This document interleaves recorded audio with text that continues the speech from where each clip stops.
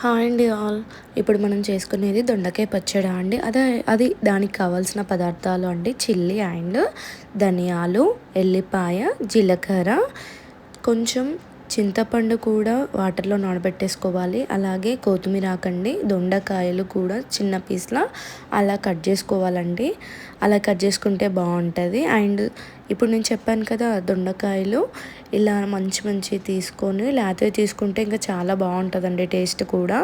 అలాగే ఇలా వాటర్లో వేసుకొని ఒక హాఫ్ అన్ అవర్ పాటు అలాగే ఉంచాలండి.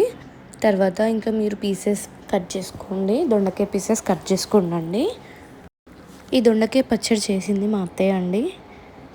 మా అత్తయ్య ఎలా చేసిందో కూడా కామెంట్ సెక్షన్లో కామెంట్ చేయండి.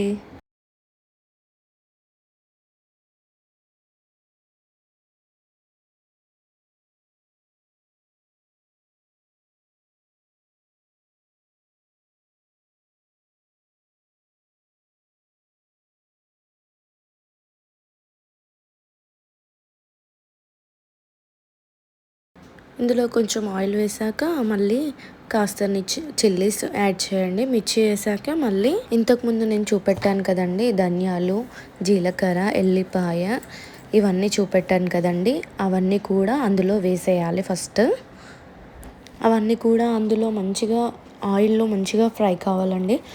మెయిన్గా మిర్చి మాత్రం మంచిగా ఫ్రై కావాలి, మంచి కలర్ రావాలండి. అలా వస్తేనే టేస్ట్ బాగుంటుందండి. ఇంకా అది మళ్ళీ మంచిగా అవన్నీ వేసుకున్నాక మంచిగా కలిపేసుకోండి. కలిపేసుకున్న తర్వాత కూడా కొంచెం కొత్తిమీర కూడా వేయండి. ఇలా కలర్ రావాలండి చిల్లీ అనేది. ఇలా కలర్ వస్తే బాగుంటుంది టేస్ట్ కూడా. ఇంకా నెక్స్ట్ కొత్తిమీర కూడా వేయండి. కొత్తిమీర వేస్తే కూడా ఫ్లేవర్ బాగుంటుంది, టేస్ట్ బాగా వస్తుందండి. వేసేసారా అండి కొత్తిమీరకు? చాలా టేస్టీగా ఉంటుందండి ఈ దొండకాయ పచ్చడి. మీరు కూడా ఒక్కసారి ట్రై చేసి ఎంత బాగుంది, ఎంత టేస్టీగా ఉంది అనేది కూడా ఒకసారి నాకు చెప్పండి, కామెంట్ సెక్షన్లో కామెంట్ చేయండి. ఇంకా మీకు ఇలాంటి స్పెషల్లీ రోటీ పచ్చడి కావాలి అన్నా కానీ మాకు కామెంట్ సెక్షన్లో కామెంట్ చేయండి. ఇలాగే ఇదంతా గోలాక నెక్స్ట్ దొండకాయలు అలానే అదే ఆయిల్లో వేసేయాలండి. అవి కూడా దొండకాయలు కూడా గోలాక మంచిగా మిక్స్ చేయండి. అది అంతా మంచిగా కలిపేసిన తర్వాత ఒక 5 to 10 minutes ఆగండి. ఆ 5 to 10 minutes తర్వాత మళ్ళీ ఒక్కసారి కలిపేసేయండి. అవి దొండకాయలు కొంచెం ఆయిల్లో కొంచెం మంచిగా ఫ్రై కావాలండి. ఫ్రై అయితే టేస్ట్ బాగుంటుంది.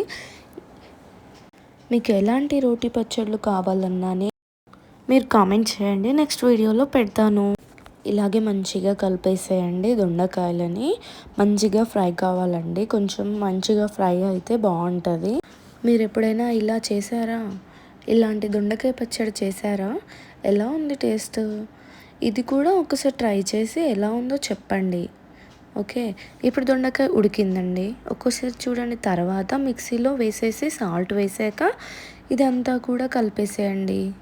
ఇదంతా సాల్ట్ వేసాక ఒకసారి మిక్సీ చేయండి. మిక్సీ పట్టాక అవన్నీ కూడా ఇంగ్రీడియంట్స్ అందులో మిక్సీ పట్టేసేయండి. చింతపండు కూడా అందులోనే వేయాలండి. ఇక గ్రైండ్ చేసుకున్నాక పేస్ట్ లాగా అవుతుందండి. ఎలా ఉంటుందో చూడండి ఒక్కసారి. ఆ వేడి అన్నంలో పెట్టుకొని తింటే గనక ఎలా ఉంటుందంటే చాలా సూపర్ ఉంటుందండి. టేస్టీగా ఉంటుంది. నేను తిన్నాను, చాలా బాగుంది. అది చూడండి పేస్ట్ ఎలా వచ్చింది. మీరు ఒకసారి ట్రై చేసి ఎలా వచ్చిందో చెప్పండి.